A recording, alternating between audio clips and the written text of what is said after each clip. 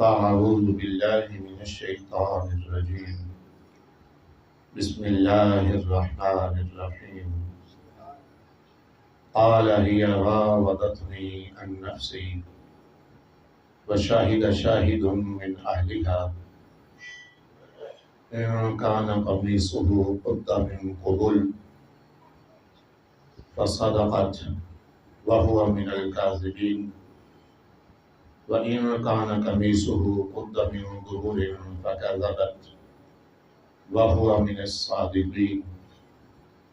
صدق الله العظيم وصدق رسوله النبي الكريم الأمين ونحن على ذلك لمن الشاهدين والشاكرين والحمد لله رب العالمين.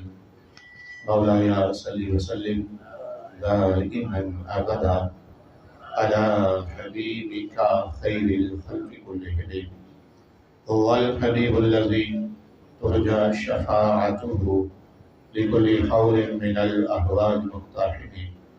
مولاي صل وسلم دائما أبدا على حبيبك خير الخلق كلهم. محمد سيد الكونين والثقلين والفريقين من عروب ومن عجم. مولاي صل وسلم دائما أبدا على حبيبك خير الخلق كلهم. يا أكرم الثقلين ويا كنز الورى جدلي بجودك أرضني برضاك. بلغ العلا بكماله كشف الدجى بجماله حسنت جميع خصاله صلوا عليه وآله. إن الله وملائكته يصلون على النبي يا أيها الذين آمنوا صلوا عليه وسلموا تسليما. اللهم صل على سيدنا ومولانا محمد وعلى آل سيدنا ومولانا محمد وبارك وسلم عليه.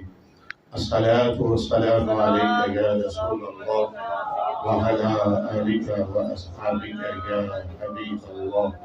الصلاة والسلام عليك يا رسول الله وعلى آلك وأصحابك يا خاتم النبيين.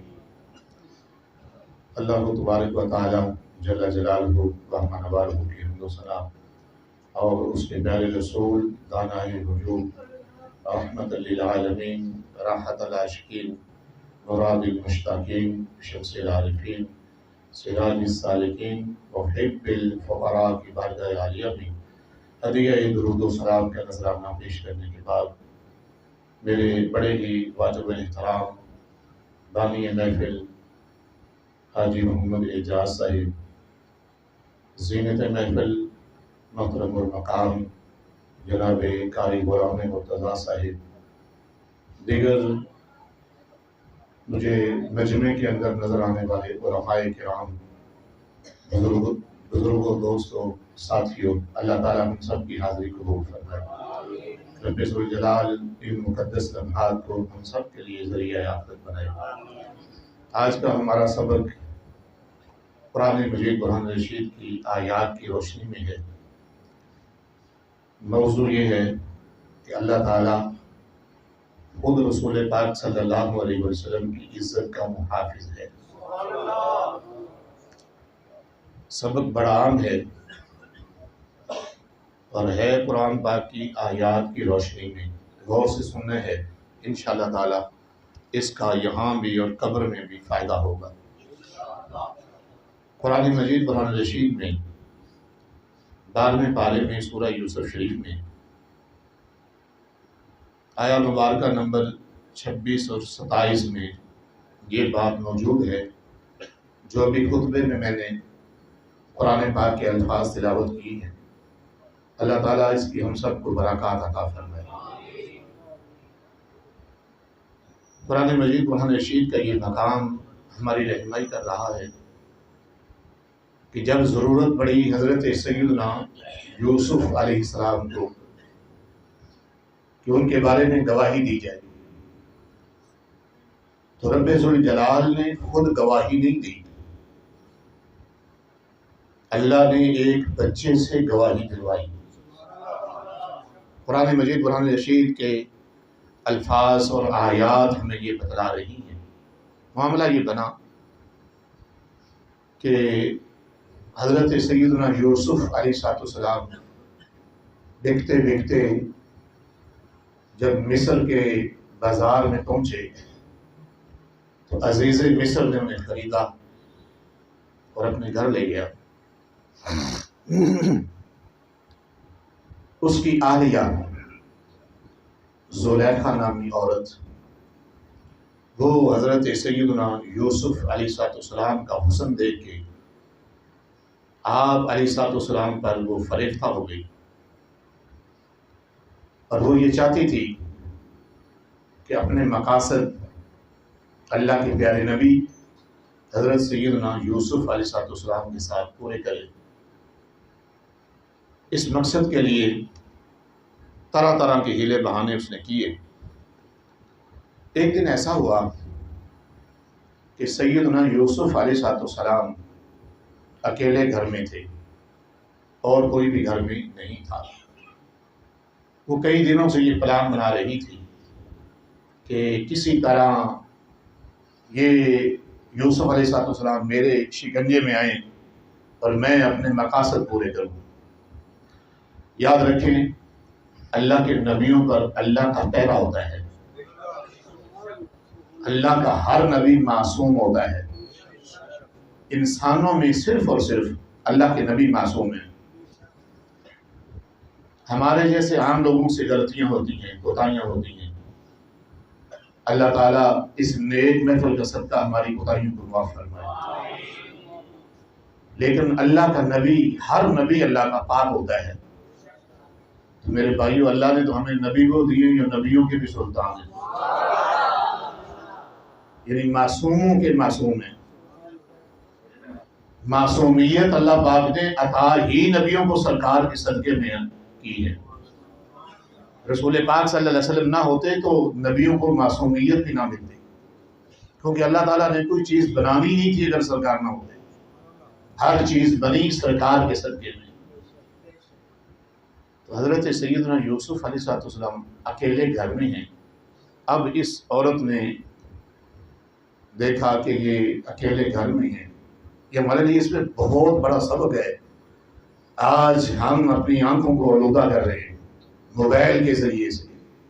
دیکھو، وہ بھی تو اللہ کے بندے تھے جن کے لیے یہ سارا کچھ کیا گیا، لیکن پھر بھی انہوں نے یہ کام نہیں کیا۔ ہمیں درس دیا کہ یہ ہوتا ہے تقویٰ، یہ ہوتی ہے پرہیزگاری۔ عورت بلا رہی ہے، اور عورت بھی کوئی عام نہیں، وقت کے حکمران کی عورت ہے، اور وہ اپنی طرف بلا رہی ہے۔ لیکن کیسے یہ انسان ہیں، اللہ والے ایسے ہی ہوتے ہیں، یہ انکار کر رہے ہیں، یہ اس چیز سے دور بھاگتے ہیں۔ تو اب وہ جو کافی دنوں سے صورتحال بنا رہی تھی، اس دن گھر میں کوئی نہیں تھا۔ اس نے وہ جو غلام اور نوکر تھے اس وقت کے لحاظ سے ان کو حکم دیا کہ آج محل کے سارے دروازے بند کر دو اور تالے لگا دو۔ تو محل اس طرح تھا جیسے کہ سامنے دروازہ ہے، ادھر سے نکلیں تو آگے پھر دروازہ ہے، یہ دو دروازے ہیں، لیکن اس کے محل کے 7 دروازے تھے۔ ایک سے دروازے سے نکلو تو آگے ایک دروازہ آ جاتا ہے، پھر آگے نکلو تو آگے ایک دروازہ آ جاتا ہے، اس سے آگے پھر ایک دروازہ ہے، اس سے پھر آگے ایک دروازہ ہے، اس طرح 7 دروازے تھے۔ اس عورت نے 7 کے 7 دروازوں کو تالے لگوا دیے، باہر سے کنڈیاں لگا کے غلاموں اور نوکروں کو اور خادموں کو حکم دیا کہ باہر سے تالے لگا دو۔ اب یہاں مثال کے طور پہ بندہ موجود ہے تو آگے 7 دروازوں کو تالے لگے ہوئے ہیں، تو بندہ نکلے گا کیسے؟ لیکن وہ بندے ہمارے جیسے نہیں تھے، وہ بندے اللہ سے بڑا پیار کرنے والے بندے تھے، اللہ پہ بڑا اعتماد کرنے والے بندے تھے۔ انہیں پتا تھا کہ یہ 1,00,000 تالے بھی لگوا لے، اس نے 7 تالے لگوائے ہیں، یہ 1,00,000 بھی لگوا لے تو میرا رب بچانے پہ آئے گا تو مجھے پھر بھی بچا لے گا۔ یہ اعتماد آج اس کا فقدان ہے. ہمیں اپنے اللہ پہ اعتماد نہیں رہا، ریسورسز پہ اعتماد ہے، ہمیں جو دنیاوی صورتحال ہے اس پہ اعتماد ہے، لیکن اللہ پر اعتماد وہ نہیں ہے جو ہونا چاہیے. بڑی حیرت کی بات ہے یہ. میں مثال دوں گا تو آپ سمجھیں گے کہ واقعی ایسا ہے. مثال کے طور پہ ہمیں درد ہے، کوئی پین ہو رہی ہے، تو دل میں کیا ہے کہ ڈاکٹر کے پاس جاؤں گا، وہ انجیکشن لگائے گا تو آرام آ جائے گا. لیکن دل میں یہ نہیں ہے کہ قرآن پڑھوں گا تو آرام آ جائے گا. یہ دل میں نہیں ہے.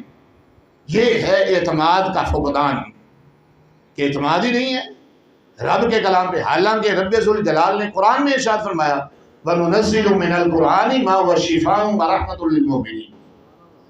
اللہ نے فرمایا کہ ہم نے قرآن کو مومنین کے لیے شفا اور رحمت بنا کے بھیجا ہے. اور یاد رکھنا آیا یہ میلاد والے آقا کے ذریعے سے ہے. اگر سرکار نہ ہوتے تو پھر قرآن بھی نہ ہوتا، ہمارے پاس آج قرآن نہ ہوتا. یہ سرکار کے صدقے میں ہمیں ملا ہے. تو میں عرض کر رہا تھا یہ لمحہ فکریہ ہے کہ قرآن کی آیتیں پڑھیں گے تو پتہ نہیں آرام آئے گا کہ نہیں آئے گا، لیکن ڈاکٹر انجیکشن لگائے گا تو اس پہ ہمارا یقین ہے کہ آرام آ جائے گا. کتنا اعتماد خراب ہو گیا. جب اعتماد خراب ہو جائے تو پھر خرابیاں اسی طرح بنتی ہیں جیسے ہمارے ماحول میں بنی ہوئی. تو سیدنا یوسف علیہ السلام کو اللہ پہ اعتماد تھا کہ میرا رب مجھے ضرور بچائے گا.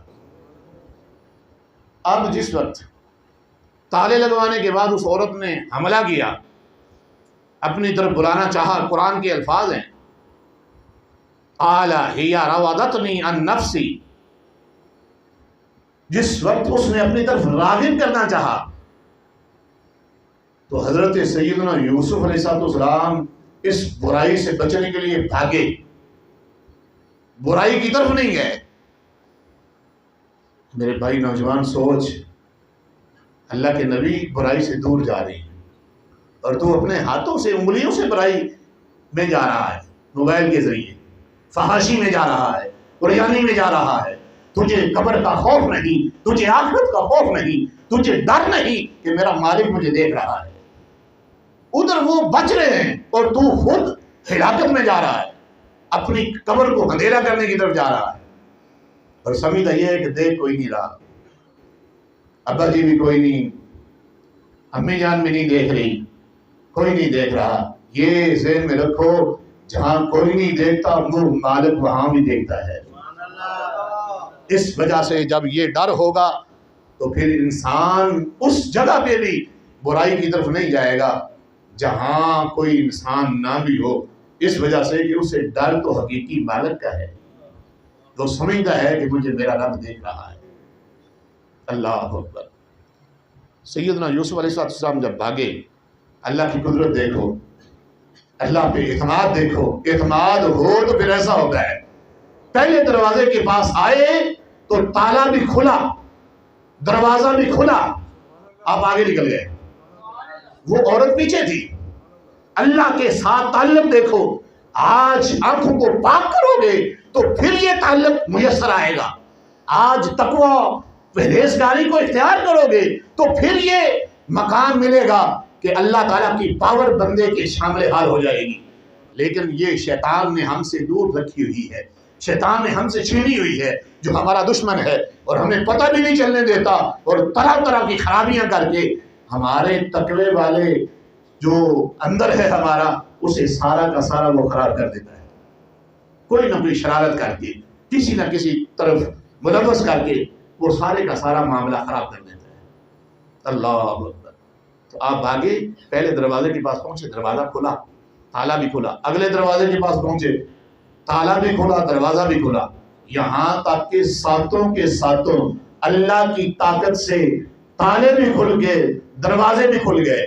اور جب ساتواں دروازہ کھلا، وہ آخری تھا، وہ مین گیٹ تھا. جس وقت وہ کھلا تو سامنے عزیز مصر بھی آگے سے آ گیا،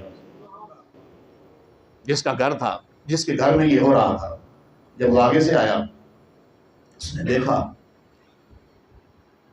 اب قرآن پاک بتلا رہا ہے کہ اس عورت نے بڑی چلاکی کی اور اس نے کہا کہ دیکھو یہ تمہارے گھر میں رہ کے تمہاری عزت پہ حملہ آور ہوا ہے۔ الٹا حضرت سیدنا یوسف علیہ السلام پر الزام۔ اللہ اکبر۔ جس وقت یہ بات ہو رہی تھی اس وقت حضرت سیدنا یوسف علیہ السلام نے توجہ دلائی کہ یہ جو آپ کے گھر میں بچہ ہے اس سے پوچھ لو، یہ بچہ 4 مہینے کا بچہ تھا۔ اب بتاؤ 4 مہینے کا بچہ بھی بولتا ہے؟ اللہ اکبر۔ لیکن اللہ چاہے تو بولتا ہے۔ دیکھو یہ ہمارا جسم ہے، ہاتھ ہے، یہ نہیں بولتا۔ یہ بھی ہمارا جسم ہے، یہ بولتا ہے دونوں جسم، ایک بولتا ہے ایک نہیں بولتا۔ اور یاد رکھو قرآن مجید قرآن شریف میں سورہ یاسین شریف میں الیوم نختم علی افواہہم وتکلمنا ایدیہم وتشہد ارجلہم بما کانوا یکسبون۔ فرمایا قیامت والے دن اللہ زبان پہ مہر لگا دے گا، تو فرمایا پھر تمہارے ہاتھ بولیں گے۔ اب وہ یہ جسم بولے گا، فرمایا تمہارے پاؤں بولیں گے، کیا کیا کچھ کرتے رہے۔ یہ ہاتھ پاؤں ہمارے پاس امانت ہے، امانت کو صحیح استعمال نہ کرنا یہ خیانت ہے۔ آج اگر وہ بندہ خیانت کرتا رہا تو کل اسی کے ہاتھ جو اپنے ہاتھ کہتا ہے وہ اسی کے خلاف گواہیاں دے رہے ہوں گے، اللہ کے دربار میں بتا رہے ہوں گے کہ یا اللہ اس بندے نے ہمارے ساتھ یوں بھی کیا، یوں بھی کیا، یوں بھی کیا۔ آج کتنا آسان ہے کہ ہم اپنے ہاتھوں کو روک لیں۔ اللہ اکبر۔ تو حضرت سیدنا یوسف علیہ السلام نے اس بچے کی طرف اشارہ کیا جو 4 مہینے کا تھا، اور وہ جو زلیخا نامی عورت تھی اس کے ماموں کا لڑکا تھا، اور لے پالک جسے ہم کہتے ہیں لے کے پال لینا، اس طرح کر کے ان کے گھر میں چونکہ اولاد نہیں تھی تو انہوں نے اس طرح وہ پالنے کے لیے لیا تھا۔ وہ بچہ جھولے میں تھا تو عزیز مصر حیران ہوا کہ وہ بچہ ہے 4 مہینے کا ہے، وہ تو بول نہیں سکتا۔ ابھی یہ باتیں ہو رہی تھی تو کیا ہوا کہ وہ بچہ بول پڑا۔ جب بچہ بولا تو اس نے بڑی کمال بات کی۔ اب وہ بچہ بولا تو یہاں تفسیر میں لکھا ہے کہ بول کے حقیقت میں اس نے سیدنا یوسف علیہ السلام کی بے گناہی ثابت کر دی۔ اب یہاں ضرورت تھی یا نہیں تھی کہ اللہ بولتا، مگر اللہ خود نہیں بولا، اللہ نے بچے کو بلوایا، بچے نے گواہی دی، اور جب گواہی دی تو اس بیس پہ سیدنا یوسف علیہ السلام کی پاکی ظاہر ہو گئی۔ بچے نے یہ کہا کہ اگر قمیض پھٹی آگے سے تو پھر یہ عورت سچی ہے، بندہ جھوٹا ہے، اور اگر قمیض پھٹی ہے پیچھے سے تو پھر عورت جھوٹی ہے، بندہ سچا ہے۔